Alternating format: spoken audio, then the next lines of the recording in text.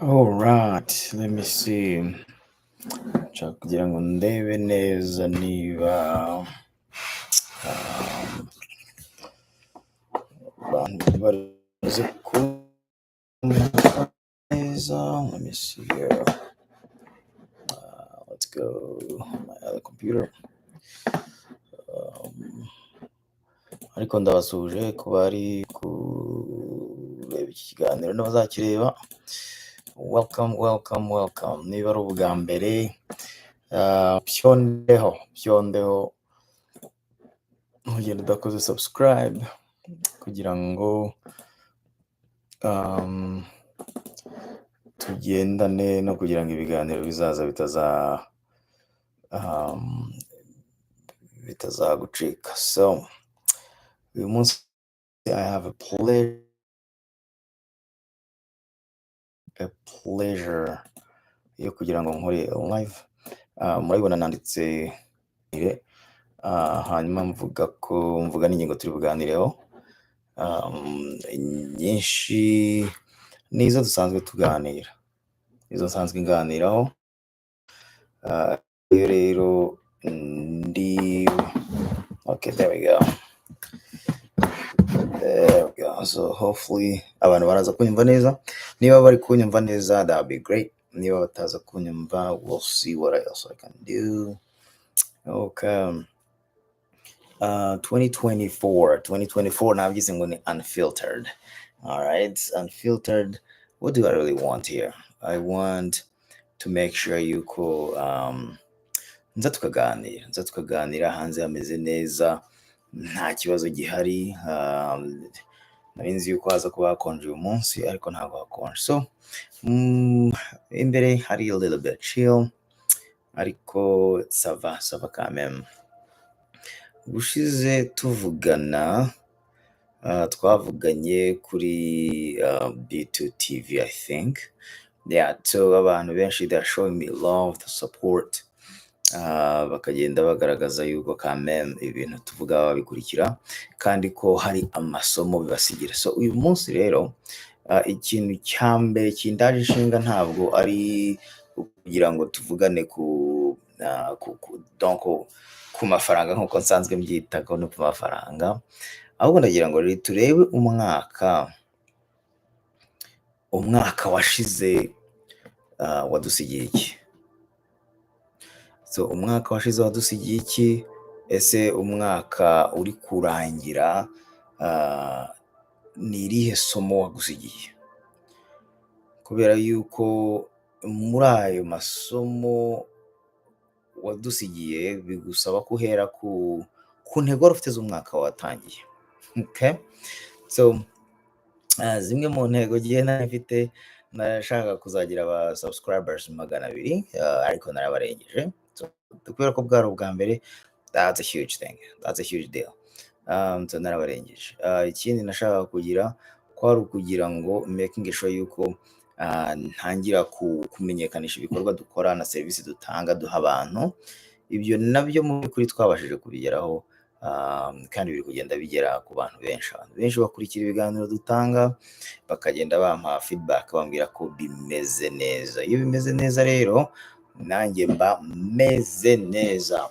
So ku bantu mutanzi, nitwa Benjamin Nkiko, nimero yanjye ni 937555980. ngishwa inama ku bigendanye n'amikoro, amafaranga. Buri muntu wese akorera amafaranga. So impamvu rero wakwibaza se Ben, we niki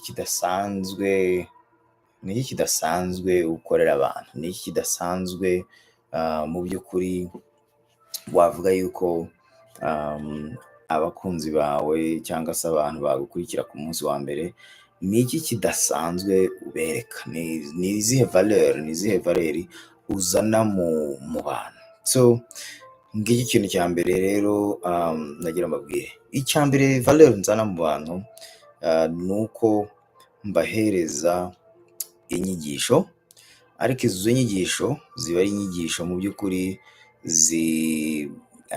zigendanye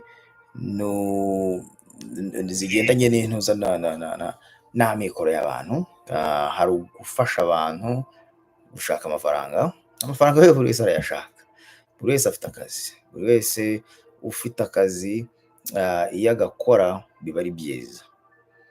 Ariko se iyo nta muntu ukubwira uburyo ako kazi ugomba kukarinda, ntihagire umuntu ukubwira uburyo ako kazi amafaranga azavamo ugomba kuyafata neza, ubwo ako kazi bwo kaba kakimaze iki? Sibyo? Ako kazi nta kintu kaba kakimaze. So niyo mpamvu rero akazi kanjye ngiye wari ukugira abantu inama, nkakubwira ni look, ufite akazi, akazi ubonye ni wowe kazagirira akamaro, ni wowe kazatunga. Akazi ubonye ni wowe mu by'ukuri ugomba kongera ukihemba, kugira ngo umunsi uzaba ugeze mu zabukuru, umunsi uzaba utagishoboye kujya mu kazi ka rubanda bariya baguhemba, byibura amafaranga wakoreye azagaruke agutunge.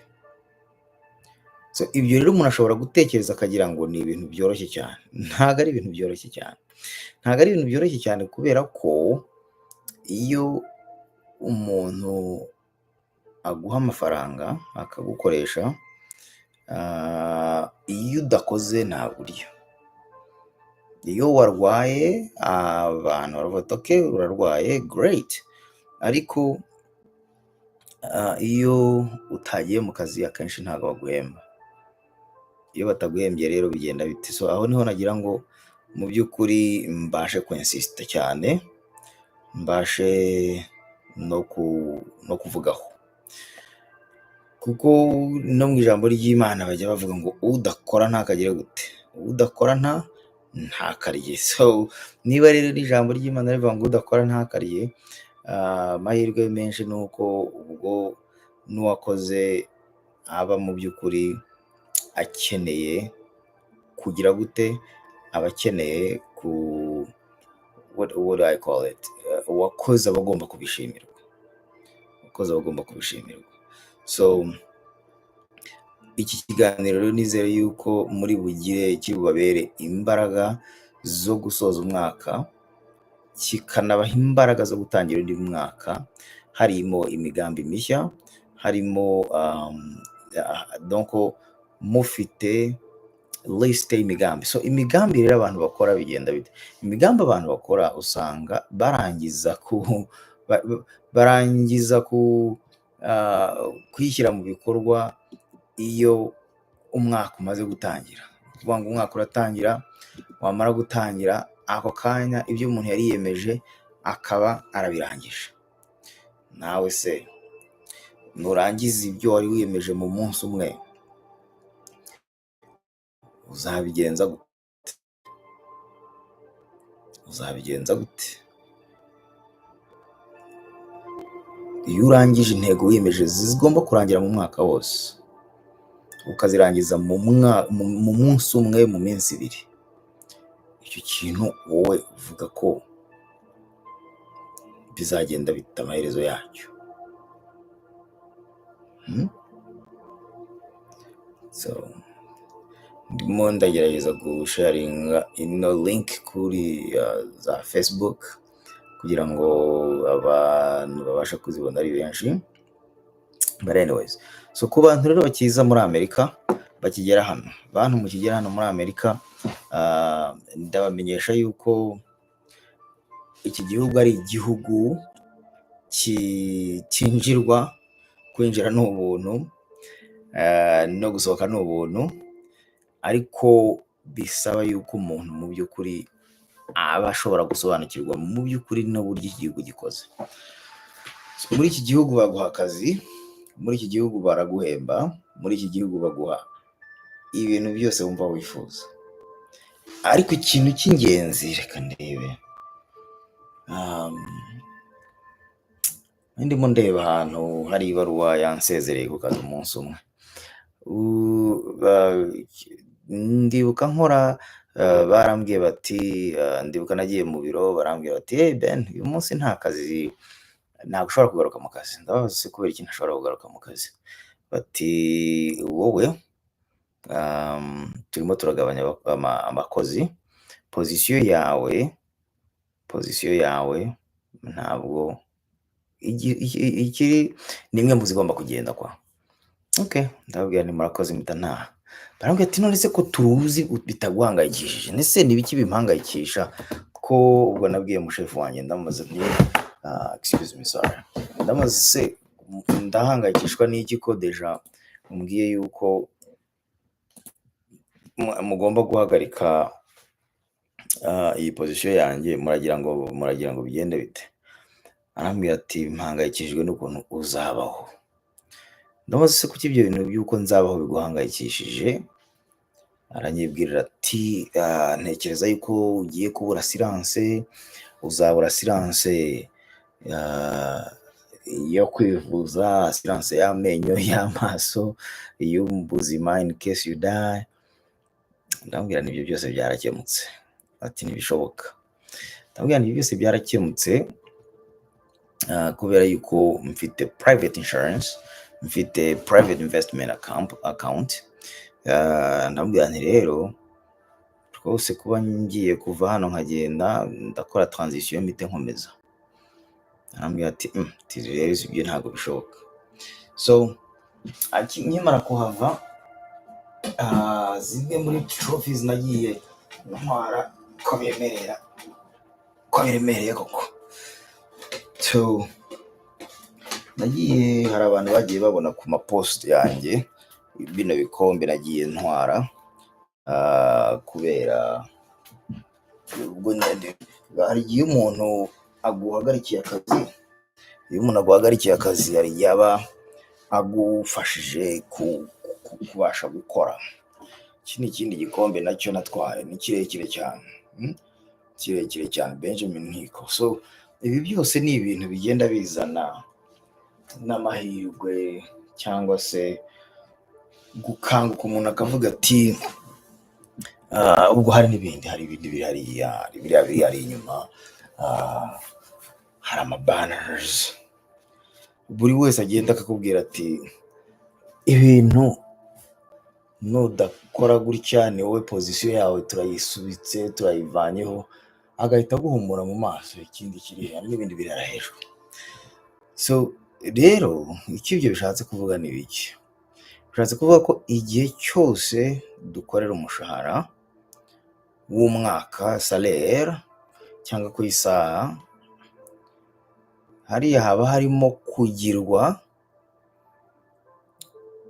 umugaragu modernize, wenda nuko twabivuga, kubera ko abagaragu kera sinye y'abagaragu kwari kuza kubwira ibyo ugomba gukora. Ushoboje kubwira ibyo ugomba gukora, yarangiza akanaza akakubaza ko wabikoze mbere y'uko aguhemba. So natwe rero niko bigenda iyo umuntu ari muri corporate America, hariho hose usanga ariko abantu baba babayeho. Ariko se hari ubwo umuntu ashobora gutekereza birenze ibyo umuntu aba amweretse. So iyo baguhaye akazi ku kazi, babwira ati dusanga wakoze iki ABCDEF, ukora ABCDEF, ntushobora kurenzaho ngo ukore ABCDEFGH, kuko iyo urengejeho bigusaba kwisobanura. Niyo wasanga ibyo wari wakoze bigirira akamaro company uri gukorera, kwanza chef arabanza akibaza impamvu ibyo wakoze ari byo wakoze mbere y'uko umubaza. Donc baba bashaka approval z'ibintu byose. So iyo rero bashatse approval z'ibintu byose, ikibazo kibaho usanga habayeho kubangamirana. Iyo habayeho kubangamirana mu kazi, ntabwo bigenda neza. Iyo bitagenze neza rero habaho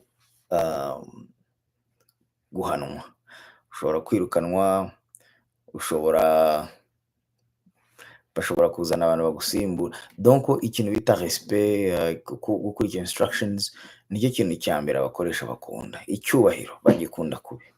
So muri uyu mwaka wa 2024, ese wari uri ku ruhande rw'abantu batanga amategeko cyangwa wari mu ruhande rw'abantu bubaha amategeko? So gusa buri rwego rugira abantu barukuriye, buri rwego rugira abantu baba bakuriye nta muntu w'ikirenga ubaho uvuga rikijyana adakora amakosa, nta n'umuntu w'ikirenga ubaho uvuga ngo ntihagire undi muntu hejuru ye cyangwa abandi bantu bakontorora ibyo yavuze ku buryo biba ari last say. Donc ibyo yavuze ni umugisha, nta kindi kintu kibibaho. Ese muri 2024 wagize abantu bagutesha umutwe ku kazi? Raporo zigaragaza yuko abantu benshi bakora study bagaragaza yuko abantu benshi bava mu kazi atari uko bahunze akazi cyangwa umushahara muke, ahubwo akenshi baba bari running away from people they work with. Donc baba bari kugenda, donc barageraho bagahaga bakavuga ati sinshaka gukorana na kanaka, kanaka ntashobora kumbera umubosi. Iyo rero avuze gutyo, aho ngaho haba harimo tena. Iyo culture iba ari culture iri toxic, iba ari culture itari nziza, kandi iyo culture iba igomba kwirindwa. So culture bajya bavuga yuko ihenda kurenza amafaranga umuntu yinjiza, culture yo ku kazi, yo ku murimo. Niba ufite umuyobozi cyangwa ukaba ufite abantu uyobora, nizeye ko muri 2025 kagiye kuza uzahindura mu by'ukuri uko ubafata, kubera yuko uko umuntu ari kose aba afite role yuzuza, aba afite role akina. Umuganga doctor aba akeneye umunurse kugira ngo bakorane. Malheureusement umusanga hari abaganga usanga bapfusha titre yabo ubusa, ugasanga ba abusing abantu babafasha babo, and that's bad. Hari abantu usanga umukozi mu rugo nyirabuja amubwira nabi, akibagirwa ko umukozi ari umutekera, akibagirwa ko ari umutunzi. That's bad. Nizera ko muri 2025 ni ukumenya ko umukozi ari umuntu uri mu nzira y'amajyambere. Uwikorera nawe akaba afite abakoresha, nawe amenye ko ashobora kuba yarigeze guca mu nzira aho yakoreraga abandi. Ni byiza rero kubaha uwo ukoresha muri 2025. Amafaranga yo hari uguhemba ukongeza cyangwa se mukongezwa, nyabona muharanira uburenganzira bwanyu, musaba umushahara wiyongera. Dore ibicuruzwa na serivisi kuri iyi si ya rurema ni byazamutse, birakabije kuzamuka. Birasaba rero yuko abakoresha bagira gute, bashyira amakando rwose bakahemba, bakazamura umushahara. Ubwo niba batazamura umushahara, abantu bazagenda bajye gushaka kandi kazi. Buri gihe buriya muzasanga utuzi, uretse aba CEO bo hejuru, utuzi twinshi tuba twenda gusangira umushahara. Donc tuba dufite umushahara wenda kwegerana. Kubera competition ushobora gusanga ibigo bibiri by'ubucuruzi byegeranye, kimwe kirusha ikindi kwishyura abakozi nk'amadolari 1,000 gusa. Kuri bo ni amadolari menshi kubera ko baba bayishyura abakozi benshi, ariko se kuri wowe n'umuryango wawe ayo ngayo ni amadolari menshi cyangwa ni makeya? Ni iyanga. Niba ari iyanga rero, it's up to you. Ni wowe ugomba kwimenya. Either ugatangira side hustle, cyangwa se ukakora Uber, cyangwa ukaba umumotari, it doesn't matter what you do. Kuko umuntu agenda atera imbere uzasanga nabigarutseho mu yindi video yindi, aho natandukanyaga umuntu uri rich n'umuntu uri wealthy. Ese ikintu ushaka ni iki? Urashaka amafaranga menshi cyane cyangwa urashaka amafaranga ahagije yo gufata ibyo ukeneye?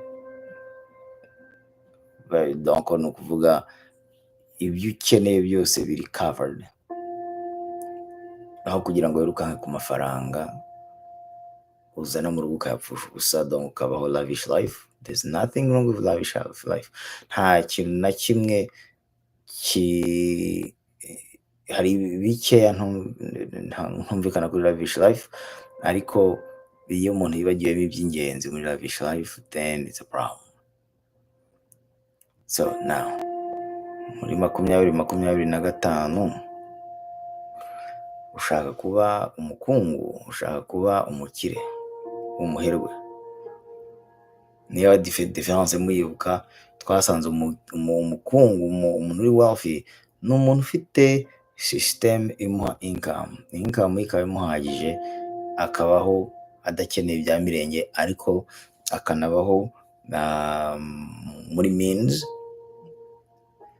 zirutwa n'amafaranga umuntu akorera yinjiza. So bo iyo bakimira assets zabo, bakimira assets zitadepreciate, mu gihe abandi bavandimwe bo kuri kote y'abantu bari rich ashobora kuba ufite miliyoni y'amadolari ariko itazamara imyaka 10-15. The question I have for you is, ese uri mu ruhe ruhande? Uri mu ruhande rw'abantu bakoresha amafaranga kugira ngo abyara ayandi, cyangwa uri mu ruhande rw'abantu ba abusing amafaranga?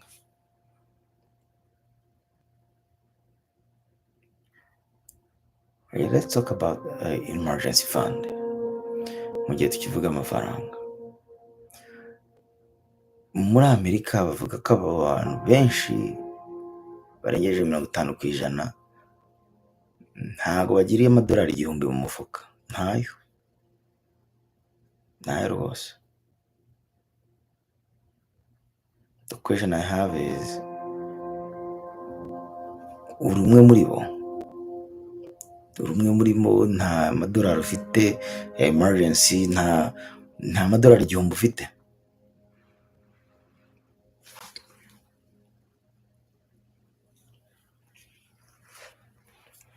Mbabarira, niba udafite amadolari 1000 yo gusteping in igihe ibindi byose byanze, utekereza ko uzajya hehe? Uzajya muri banki? Ujya muri banki bayakuguriza. Niba yakuguriza se bwo uzabishyura bigenze bite? Uzabishyura umisinge payments, ubishyure umisinge deadlines? Ntabwo bikugwa neza, bikugwa nabi, kuko izo banki nizo zikorana na za credit bureau companies, zarangiza zikaba reporting aho zikavuga ati Ben kanaka ntabwo yanyishyuye ku kwezi, aheruka kunyishyura nyuma y'amezi 2. Baguha grace period, I think in 5 days nyuma ya due date. Ubundi waba utaratanga amafaranga kuri iyo due date bagahita bagutanga. None si ibyo nibyo umuntu aba ashaka?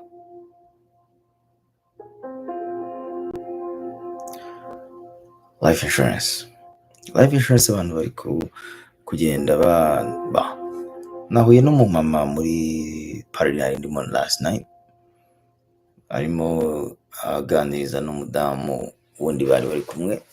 Nahise ngiye gufata amazi yo kunywa, ngarutse uwo mumama nawe njye aratangira ati, hey, ndi businessman, ndi so mfite abakiriya 80, niba ushaka amafaranga menshi nakugurisha life insurance.